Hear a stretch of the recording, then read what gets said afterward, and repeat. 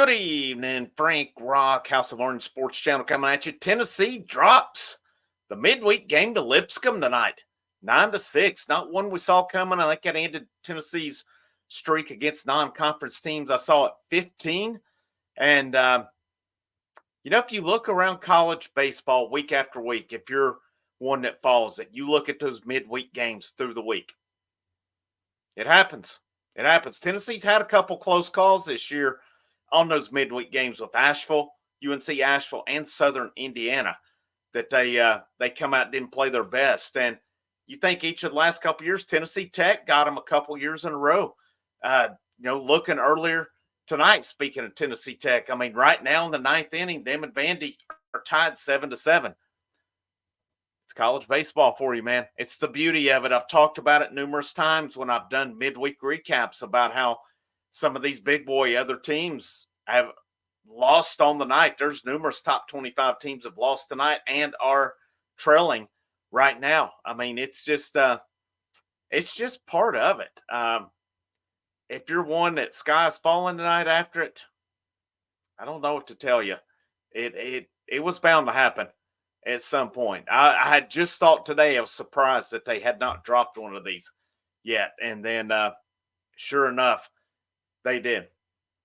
I'm not a bit worried about it. Now, were there some things I saw tonight that was concerning? Yeah. Let's get to that. Let's start with the pitching tonight.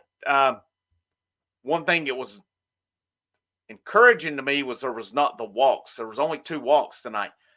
They made Lipscomb hit it, and Lipscomb did, though.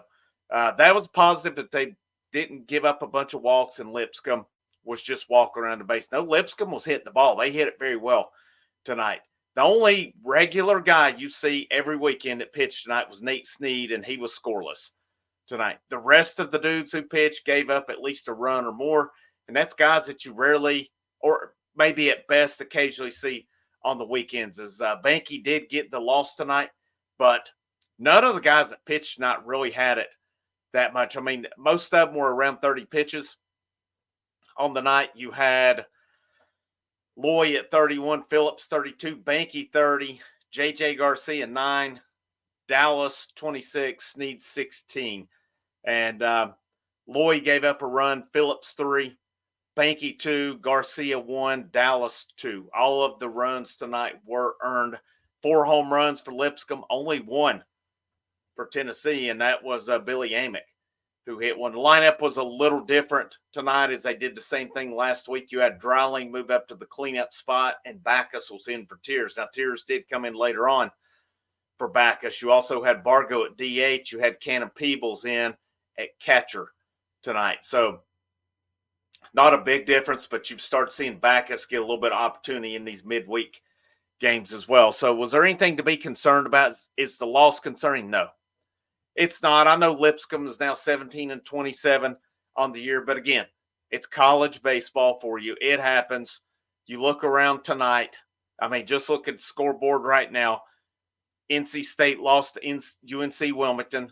Wake Forest beat App State 10-9. It was close. A&M beat Tarleton 10-6. Oklahoma lost to Oral Roberts 3-1. Tennessee Tech and Vandy tied in the top of the ninth, 7 apiece. I mean, bottom of 7, Arkansas 11, Missouri State 7. That's a close one. Grand Canyon up over Arizona 5-3. Oregon State tied at 5. It is what it is, man. It is what it is. You'll see more games tomorrow night midweek, and I would imagine you'll see some ranked teams either lose or get a run for their money. It happens every week. It is the beauty of college baseball. It's not beautiful when it happens to your team, but it is what it is. The offense tonight, though, they come out pretty good, 4-1, and then they missed a lot of opportunities late. Just did not think it was what had the bases loaded twice, no outs, and only got 2 runs out of it. That's concerning. They did have 8 strikeouts again tonight. You just have to face the facts. This is a team that's going to strike out. It does not matter who the opponent is. Sometimes it's less than others, but that's probably around their average if you average it up for the year. They've got to be around that 7 or 8 strikeouts per game. There's just no doubt in my mind on that. I was encouraged because I thought Blake Burke had kind of hit a little bit of a funk. He had a pretty good night tonight. Amick, a good night. The offense, you score 6 runs.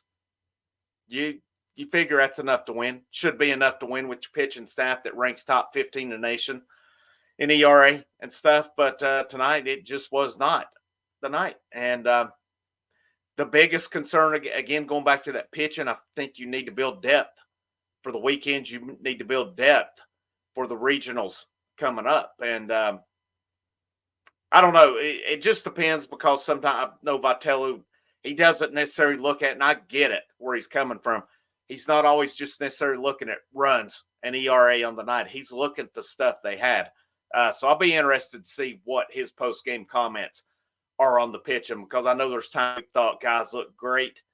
And he said, and maybe they've not been as impressed where there's been other dudes maybe struggle a little bit and they liked the stuff they had that night. So be interesting to see what his comments are on that and what he thought of the stuff that these guys had tonight. But, hats off to Lipscomb. They come in, took care of business, and won tonight 9-6. Tennessee bounces back. They'll have a quick turnaround. They start Thursday night in Gainesville.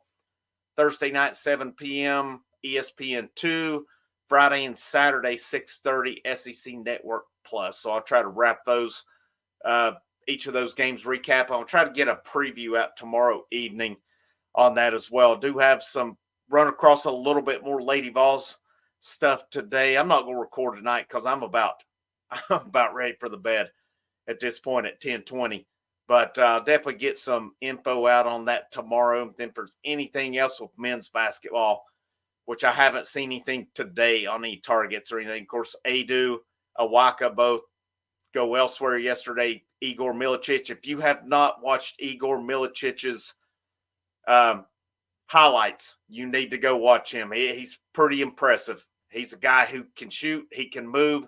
He can take it to the hole. He can finish with authority as well. I'm excited about this dude. This may be an underrated pickup that they got getting him. And I can see why Barnes and staff wanted this guy as much as they did. I think he'll be a real nice pickup to go along with Dubar, along with Akpara. And then, hopefully you'll get a Chaz Lanier or some others in the fold. But I'm going to wrap up on that one. As always, make sure you like, you share, just subscribe. Thank you guys just for all of your support. Over 1,060 at this point. We had a good turnout last night. Went an hour and 38 minutes. All the support, it is greatly appreciated on here. Cannot state that enough. So the kind comments, the positive feedback, all that stuff. So, the focus here is going to be here moving forward. This thing's doing pretty good on its own. That's where we roll with it from here.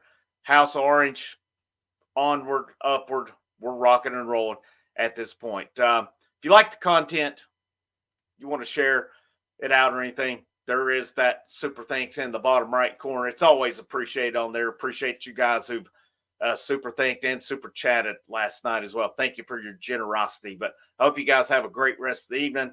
Hope you have a great Wednesday. And last but most certainly not least, even on a night like tonight, go Vols.